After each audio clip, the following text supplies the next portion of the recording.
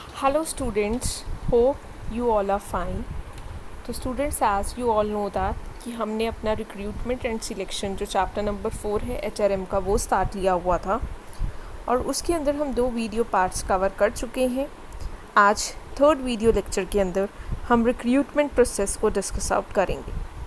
So without wasting your much time let us start with recruitment process.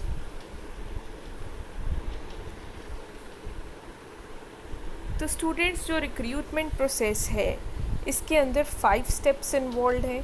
कौन कौन से 5 steps involve हैं? First one is the recruitment policy, second one is forecast of man power requirement, third one is sources of recruitment, next is recruitment methods और techniques, और last है review of recruitment programme.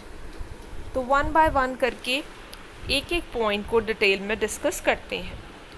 तो सबसे पहले अगर हम बात करें रिक्रूटमेंट पॉलिसी की, तो जब रिक्रूटमेंट प्रोसेस स्टार्ट होता है तो सबसे पहले हमें रिक्रूटमेंट की पॉलिसी बनानी पड़ती है। हर कंपनी एक रिक्रूटमेंट पॉलिसी बनाती है एंड एम्प्लॉइज़ को उस जो एम्प्लॉइज़ रिक्रूट किए जाते हैं उस पॉलिसी के अकॉर्डिंगली ही रिक्रूट किए जाते हैं। हमेशा हर कंपनी की रिक्रूटमेंट पॉलिसी में यूनिफॉर्मिटी होनी चाहिए। ये इंटीग्रल पार्ट होना चाहिए किसका? हमारी पर्सनल पॉलिसी का। और उसके अलावा इसको अकॉर्डिंग टू पर्सनल पॉलिसी ही बनना चाहिए। ठीक है, that means it must be accordingly to, it must confirm accordingly to the personal policy. तो personal policy human resource policy जिसको बोलते हैं, ठीक है, मैन पावर के रिलेटेड जो भी पॉलिसी बनाई है तो उसके अकॉर्डिंगली ही इनको अपनी रिक्रूटमेंट पॉलिसी भी हर कंपनी को बनानी चाहिए। जब भी आप रिक्रूटमेंट पॉलिसी एक ऑर्गेनाइजेशन बनाने जा रही है तो उसकी रिक्रूटमेंट पॉलिसी की कुछ एक कैरेक्टरिस्टिक्स हैं जो अब मैं डिस्कस आउट करूँगी आपके साथ। तो जो रिक्रूटमेंट पॉलिसी है वो एक परफेक्ट क्लियर होनी चाहिए। ठीक है, ये हमेशा जर्नल जो हमारी पर्सनल पॉलिसी है उनसे कंसोनेंस होनी चाहिए। कंसोनेंस का मतलब क्या होता है? उसके अकॉर्डिंगली कंफर्म करना चाहिए, उससे मैच खाना चाहिए। ठीक है, और जो भी प्रेजेंट और फ्यूचर की ऑर्गेनाइजेशंस की नीड है उसको कंफर्म करना चाहिए। और ये भी मेंशन आउट होना चाहिए कि जो रिक्रूटमेंट है वो सेंट्रलाइज्ड होगा या डिसेंट्रलाइज्ड होगा। सेंट्रलाइज का मतलब होता है कि एक पर्टिकुलर डिपार्टमेंट ही रिक्रूटमेंट का प्रोसेस देखेगा, या डिसेंट्रलाइज का मतलब होता है कि दैट मीन्स हर डिपार्टमेंट अपने अकॉर्डिंगली ही लोगों को क्या कर सकते हैं, रिक्रूट कर सकते हैं। बट अगर देखा जाए एज़ फार एज़ पॉसिबल तो जो हमारी रिक्रूटमेंट पॉलिसी है वो कैसी होनी चाहिए? सेंट्रलाइज्ड ही होनी चाहिए। It must B clear regarding, जो हमारी रिक्रूटमेंट पॉलिसी है उसमें क्लियरली लिखा होना चाहिए, क्लियरली डिस्क्राइब किया होना चाहिए कि वो इंटरनल सोर्सेज से लोगों को रिक्रूट करेंगे कि एक्सटर्नल सोर्सेज से। ठीक है, एंड को रिक्रूटमेंट बिफोर सिलेक्शन से पहले किसी भी पर्सन को, किसी भी प्रोस्पेक्टिव एम्प्लॉय को कोई भी एश्योरेंस नहीं देनी चाहिए कंपनी के बिहाफ से। ठीक है, रिक्रूटमेंट मेरिट बेसिस पे होना चाहिए। उसके अलावा जो भी गवर्नमेंट ने रूल्स रेगुलेशंस बनाए हैं, गवर्नमेंट ने जो भी रिक्रूटमेंट पॉलिसी फ्रेम की है पूरी की पूरी इकोनॉमी के लिए, उन सब चीज़ों को भी ध्यान में रखते हुए एक ऑर्गेनाइजेशन को अपनी रिक्रूटमेंट पॉलिसी फ्रेम करनी चाहिए।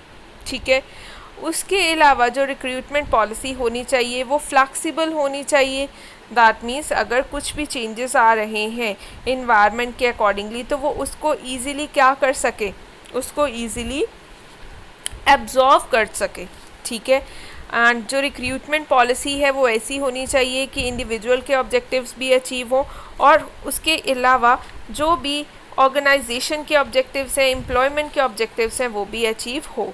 एंड जो पॉलिसी है it must B dynamic, rigid नहीं होनी चाहिए, सो दैट जो भी चेंजेस एनवायरनमेंट में आ रहे हैं उसको वो इजीली इनकलकेट और ऑब्जर्व कर पाए। क्लियर हो गया? ये तो थे स्टूडेंट्स कुछ एक रिक्रूटमेंट पॉलिसी के important characteristics that every organisation must keep in mind while they are formulating their recruitment policy. इसके अलावा स्टूडेंट्स नेक्स्ट जो हमारा सेकेंड स्टेप है वो है कि फोरकास्ट करना क्या मैन पावर की रिक्वायरमेंट को, कि कितने लोगों की हमारी रिक्वायरमेंट होगी। स्टूडेंट्स यहाँ पर एक टाइपिंग एरर है, ये रिक्रूटमेंट नहीं है, दिस इज़ रिक्वायरमेंट, ठीक है। तो फोरकास्ट जब आप मैन पावर रिक्वायरमेंट को करने जा रहे हैं तो कंपनी को राइट काइंड और राइट क्वांटिटी में लोगों की ज़रूरत का आंकलन करना चाहिए कि कितने लोगों की ज़रूरत है उनकी ऑर्गेनाइजेशन में, ठीक है, और किस टाइप के लोगों की ज़रूरत है। और जो ये आंकलन है, जो ये एस्टिमेशन है, वो कैसे कर सकते हैं? With the help of line managers, job description को चेकआउट करके, मैन पावर रिक्वायरमेंट को चेकआउट करके वहाँ से अंदाज़ा लगा सकते हैं कि आने वाले समय में उनकी ऑर्गेनाइजेशन में कितने लोगों की रिक्वायरमेंट है, ठीक है। Next come sources of recruitment. Students, अगर हम बात करें सोर्सेज की, सोर्सेज का मतलब क्या है कि आप कहाँ से उन लोगों को अपॉइंट करेंगे। तो देयर आर टू सोर्सेज जहाँ से लोगों को रिक्रूट किया जा सकता है। First one is the internal sources and second one is the external sources.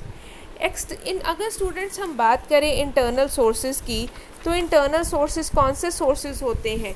Internal sources के अंदर हमारी प्रेजेंट वर्किंग फोर्स आ जाती है। क्या आ जाती है? प्रेजेंट वर्किंग फोर्स, कि प्रेजेंटली हमारी ऑर्गेनाइजेशन में कितने लोग काम कर रहे हैं, वो क्या है, उस ऑर्गेनाइजेशन की प्रेजेंट वर्किंग फोर्स है। और उनमें से ही एम्प्लॉयज़ को क्या करना? रिक्रूट करना, मतलब अपनी जो भी हमारी ऑर्गेनाइजेशन के अंदर वेकेंट प्लेस है उनको फिलअप करना। जो हमारी प्रेजेंट वर्क फोर्स है उन्हीं का इस्तेमाल कर कर। तो ये हमारे कौन से सोर्सेज होते हैं? इंटरनल सोर्सेज होते हैं। तो स्टूडेंट्स, अगर मैं बात करूँ इंटरनल सोर्सेज की, तो हम 3 तरीके से कर सकते हैं। यहाँ पर सबसे पहले बात करेंगे प्रमोशन की, ट्रांसफ़र की और डिमोशन की। जैसे देखिए, प्रमोशन में सपोज़ हमें 5 मैनेजर्स की रिक्वायरमेंट है, तो हम क्या कर सकते हैं? डिप्टी मैनेजर्स और सुपरवाइज़र्स को ही क्या कर सकते हैं? उस हर प्लेस के ऊपर प्रमोट कर सकते हैं, तो हमारी मैनेजर्स की रिक्वायरमेंट फुलफ़िल हो जाएगी। सपोज़ हमारी ऑर्गेनाइजेशन की 3 ब्रांचेस हैं। First one is situated in Yamunanagar, second one is situated in Ambala and third one is in Karnal. Suppose अगर हम यमुनानगर की बात करें, वहाँ पर 5 पर्सन्स की रिक्वायरमेंट है एंड वी डोंट वांट कि हम आउटसोर्स करें लोगों को, एक्सटर्नल सोर्सेज पे नहीं रिलाई करना था, अभी इंटरनली ही करना था। तो ये हम देख सकते हैं कि अम्बाला और करनाल में चेकआउट कर सकते हैं कहाँ पर ज़्यादा एम्प्लॉयज़ हैं। तो अगर कहीं पर ज़्यादा एम्प्लॉयज़ है तो हम क्या कर सकते हैं? ट्रांसफ़र भी कर सकते हैं। एंड डिमोशन, वैसे डिमोशन बहुत कम ऑर्गेनाइजेशंस में ही आता है कि आप हायर प्लेस से एक हायर ओहदे से लोअर ओहदे में किसी पर्सन को क्या कर दें? डिमोट कर दें। तो इस तरीके से भी आप क्या कर सकते हैं? प्लेसेस को फिलअप कर सकते हैं। ये तो थे स्टूडेंट्स इंटरनल सोर्सेज की बात करें। अब अगर हम बात करें एक्सटर्नल सोर्सेज की, जो कौन से सोर्सेज होंगे? जो ऑर्गेनाइजेशन के बाहर होंगे। मोस्टली जो ऑर्गेनाइजेशंस हैं वो एक्सटर्नल सोर्सेज पे रिलाई करती हैं, क्योंकि जो इंटरनल सोर्सेज होते हैं they are limited in quantity. सभी ऑर्गेनाइजेशंस अपनी मैन पावर नीड्स इंटरनली नहीं फुलफ़िल करती, तो उन्हें आउटसोर्स करने पड़ते हैं, ठीक है। तो आउटसोर्स के लिए वेरियस सोर्सेज अवेलेबल हैं, ठीक है। जैसे मैं यहाँ पर बात करेंगे हम एजुकेशन इंस्टीट्यूशंस की। एजुकेशन इंस्टीट्यूशंस में क्या होता है कि कंपनी क्या करती है? अपने मैनेजर्स वगैरह को भेजती है कि आप जाके क्या कर लीजिए, डिफरेंट एजुकेशन इंस्टीट्यूशंस के अंदर, कॉलेजेस में, यूनिवर्सिटीज़ में कैंपस ड्राइव्स के लिए भेजा जाता है। तो वहाँ पर जाकर वो लोगों को क्या करते हैं? हायर करते हैं। अगर हम बात करें एडवर्टाइजमेंट की, तो एडवर्टाइजमेंट क्या है स्टूडेंट्स? एडवर्टाइजमेंट के अंदर क्या होता है कि जैसे न्यूज़पेपर वगैरह में आप एडवर्टाइज़ कर देते हैं कि that we need 10 people for our organisation. तो वो लोग क्या करते हैं? एडवर्टाइजमेंट के माध्यम से आपकी कंपनी को अप्रोच करते हैं। आप एडवर्टाइजमेंट टीवी में भी दे सकते हैं, आप एडवर्टाइजमेंट न्यूज़पेपर में भी दे सकते हैं, या जगह जगह पब्लिक प्लेसेस पे जाकर भी पैम्फलेट्स एंड ऑल डिस्ट्रीब्यूट करके भी आप बता सकते हैं कि हमारी ऑर्गेनाइजेशन में लोगों की ज़रूरत है। Next comes the employment exchange. Students employment exchange में जाकर भी आप लोगों को क्या कर सकते हैं, हायर कर सकते हैं। कई बार क्या होता है कि अनएम्प्लॉयड लोग अपने resumes and CV different employment exchanges में क्या कर देते हैं, अपने आप को रजिस्टर करवा देते हैं। And companies can, employers can directly approach the employment exchanges, और वहाँ से वो क्या कर सकते हैं, कैपेबल एम्प्लॉयज़ को अपनी ऑर्गेनाइजेशन में हायर कर सकते हैं। Next comes the professional association.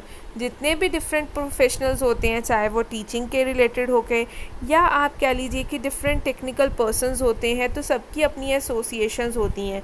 Association के पास उसके जितने भी मेंबर्स होते हैं वो रजिस्टर होते हैं। तो कंपनी क्या कर सकती है, उन प्रोफेशनल एसोसिएशंस के पास जाकर क्या कर सकती है, लोगों को हायर कर सकती है। सपोज़ अगर कंपनी को आप कह लीजिए इलेक्ट्रीशियंस चाहिए, तो उनके इलेक्ट्रीशियंस की जो प्रोफेशनल एसोसिएशन है वो उनको क्या कर सकते हैं, अप्रोच कर सकते हैं, और वहाँ से देख सकते हैं कि अगर कोई वेकेंट है इलेक्ट्रीशियंस तो उसको क्या कर सकते हैं, वो हायर कर सकते हैं। Labour contractors you all know, ठेकेदार, तो वहाँ से ठेकेदार के माध्यम से भी आप क्या कर सकते हैं, लोगों को, जैसे लेबरर्स की रिक्वायरमेंट है तो वहाँ से उनको रिक्रूट कर सकते हैं। ट्रेड यूनियंस होती हैं वहाँ से। और एक और चीज़, फैक्ट्री गेट के बाहर भी कई बार क्या हो जाता है, वैकेंसीज़ को लटका दिया जाता है। तो जो भी बाहर आता जाता है वो पढ़ता है, और अगर उसे लगता है कि उसे काम करना है एंड ही और she wants to work in that particular organisation, तो वो काम कर सकते हैं। या कई बार क्या होता है कि फ्रेंड्स या रिलेटिव्स के माध्यम से भी कई बार जो एम्प्लॉयज़ होते हैं वो रेफरेंस दे देते हैं कि हाँ, अगर वो किसी अच्छे पर्सन को जानते हैं जो टेक्निकली वायबल है और उस पर्टिकुलर ऑर्गेनाइजेशन के अंदर जो सीट वेकेंट है उसको वो इजीली उसकी रिक्वायरमेंट्स को कंप्लाई करता है, तो वो क्या कर देते हैं, रिकमेंड कर देते हैं। और इस तरह से भी वो क्या हो जाता है, पर्सन की रिक्रूटमेंट प्रोसेस, पर्सन क्या कर लेता है, कंपनी को अप्रोच करता है। या कई बार जो भी एम्प्लॉयज़ होते हैं दूसरी ऑर्गेनाइजेशंस में वो भी रेफ़र कर देते हैं। ठीक है, तो ये थे स्टूडेंट्स कुछ एक एक्सटर्नल सोर्सेज। दो तरह के सोर्सेज की बात की, एक थे इंटरनल, एक थे एक्सटर्नल। इंटरनल कौन से थे, विद इन द ऑर्गेनाइजेशन, और इसके अंदर कौन से थे, थ्री कौन से थे, ट्रांसफ़र, प्रमोशन, डिमोशन। और एक्सटर्नल सोर्सेज के अंदर हमने बहुत सारे सोर्सेज पढ़ लिए हैं। Students, next comes the recruitment methods and techniques. Now सभी के दिमाग में क्वेश्चन होगा, ये रिक्रूटमेंट मैथड्स और टेक्निक्स क्या होते हैं। तो स्टूडेंट्स, रिक्रूटमेंट मैथड्स और टेक्निक्स वो मैथड्स होते हैं जिनका इस्तेमाल करके कंपनी क्या करती है, अपने प्रोस्पेक्टिव एम्प्लॉयज़ तक पहुंचती है। ठीक है, अब यहाँ पर प्रोस्पेक्टिव एम्प्लॉयज़ का क्या मतलब है, प्रोस्पेक्टिव का मतलब है कि दैट मीन्स अभी वो हमारी ऑर्गेनाइजेशन के एम्प्लॉयज़ नहीं बने, बट देयर आर चांसेस कि वो हमारी ऑर्गेनाइजेशन के एम्प्लॉयज़ आने वाले टाइम में बन जाए। तो रिक्रूटमेंट मैथड्स कंपनी 3 तरीके से अप्रोच करती है अपने एम्प्लॉयज़ को। वो 3 तरीके कौन कौन से थे, फर्स्ट वन था हमारे पास डायरेक्ट मैथड, फिर था indirect method, and last one is the third party method. Direct method में क्या होता है, जैसे कंपनीज़ हैं उन्होंने अपने सीनियर मेंबर्स या आप कह लीजिए सीनियर एम्प्लॉयज़, मैनेजर्स को किसी प्लेसमेंट ड्राइव के लिए भेज दिया, जैसे किसी एजुकेशनल इंस्टीट्यूशन में, किसी यूनिवर्सिटी में, तो डायरेक्टली वो जाकर क्या करते हैं, इंटरव्यू लेते हैं एम्प्लॉयज़ का और उनको हायर करते हैं। ये तो था कि जब वो डायरेक्टली टच में आए प्रोस्पेक्टिव एम्प्लॉयज़ के, तो और उनको क्या किया, हायर किया। तो ये तो हो गया डायरेक्ट मेथड। दूसरा है indirect method, that means company के जो ऑफिशियल्स हैं वो डायरेक्टली अप्रोच नहीं करते, but they use some medium to approach the prospective employees. The medium can be advertisement. ठीक है, जैसे एडवर्टाइजमेंट के थ्रू वो क्या कर देते हैं, बता देते हैं कि we need that 10 places are vacant in our organisation, और उसके अकॉर्डिंगली वो क्या कर देते हैं, रिक्वायरमेंट अपनी एडवर्टाइजमेंट के माध्यम से लोगों के बीच में पहुंचा देते हैं। तो ये मेथड कौन सा होता है, आपका इनडायरेक्ट मेथड होता है। और स्टूडेंट्स, अगर हम लास्ट मेथड की बात करें, that means third party method. इसके अंदर क्या होता है कि आप किसी थर्ड पार्टी की सहायता लेते हैं प्रोस्पेक्टिव एम्प्लॉयज़ तक पहुंचने के लिए। और यहाँ पर जो स्टूडेंट्स थर्ड पार्टी हो सकती है वो हो सकते हैं, कोई ट्रेड यूनियन हो सकती है, लेबरर कॉन्ट्रैक्टर्स हो सकते हैं, एम्प्लॉयमेंट एक्सचेंज हो सकती है, कोई प्रोफेशनल यूनियन हो सकती है, या कई बार फ्रेंड्स या आपके जो करंट में एम्प्लॉयज़ हैं वो रेफ़र कर देते हैं किसी अच्छे एम्प्लॉय को। तो इस प्रकार से आप क्या करते हैं, एम्प्लॉयज़ को रिक्रूट करते हैं। तो ये तो थे मैथड्स की बात की गई कि कंपनी किस प्रकार से मैथड्स चूज़ करेगी प्रोस्पेक्टिव एम्प्लॉयज़ तक पहुंचने के लिए। तो स्टूडेंट्स कितने मैथड्स की बात की यहाँ पर? 3 मैथड्स की बात की।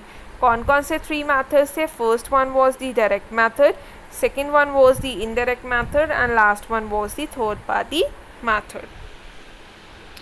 उसके बाद क्या है, लास्ट स्टेप क्या है कि हर एक ऑर्गेनाइजेशन को अपना जो रिक्रूटमेंट प्रोग्राम है वो टाइम टू टाइम रिव्यू करते जाना चाहिए। वाई टू रिव्यू का मतलब क्या है? So that we all know that our environment is dynamic, changes होते रहते हैं, तो उन चेंजेस के अकॉर्डिंगली ही हम अपने रिक्रूटमेंट प्रोसेस में अगर कुछ भी चेंजेस अडॉप्ट करनी है तो हम इजीली अडॉप्ट कर सकें, और ये भी चेकआउट कर सकें कि जो भी खर्चा, जो भी एक्सपेंडिचर हम अपने रिक्रूटमेंट प्रोसेस के ऊपर इनकलकेट कर रहे हैं, क्या वो वर्थफुल है भी कि नहीं है। तो ये सब चीज़ें जानने के लिए हम अपने रिक्रूटमेंट प्रोग्राम को क्या करते रहते हैं? टाइम टू टाइम रिव्यू करते रहते हैं। तो स्टूडेंट्स ये था हमारा क्या, रिक्रूटमेंट प्रोसेस। हमने कितने स्टेप्स पढ़े? 5 स्टेप्स पढ़े। सबसे पहले क्या था? रिक्रूटमेंट पॉलिसी फ्रेम करेंगे, उसके बाद अपनी रिक्वायरमेंट को एस्टिमेट करेंगे, रिक्वायरमेंट एस्टिमेट करती सोर्सेज को डिटर्मिन करेंगे, इंटरनल होंगे कि एक्सटर्नल होंगे। उसके बाद हम क्या करेंगे? मेथड और टेक्निक को देखेंगे कि प्रोस्पेक्टिव एम्प्लॉयज़ तक कैसे पहुंचा जाए। 3 मेथड्स की बात की गई थी। कौन से 3 मेथड्स थे? डायरेक्ट मेथड था, इनडायरेक्ट मेथड था और थर्ड पार्टी मेथड था। और लास्ट में क्या था कि अपना recruitment programme time to time review करते रहेंगे। तो स्टूडेंट्स ये था हमारा रिक्रूटमेंट प्रोसेस। किसी भी स्टूडेंट को कोई डाउट है, प्रॉब्लम है, तो आप कमेंट सेक्शन में कमेंट करके अपने डाउट्स एंड प्रॉब्लम्स ले सकते हैं। आज के लिए बस इतना ही। आने वाली वीडियो के अंदर इसका रिमेनिंग पोर्शन कवर अप करेंगे। तो thank you and have a great day ahead.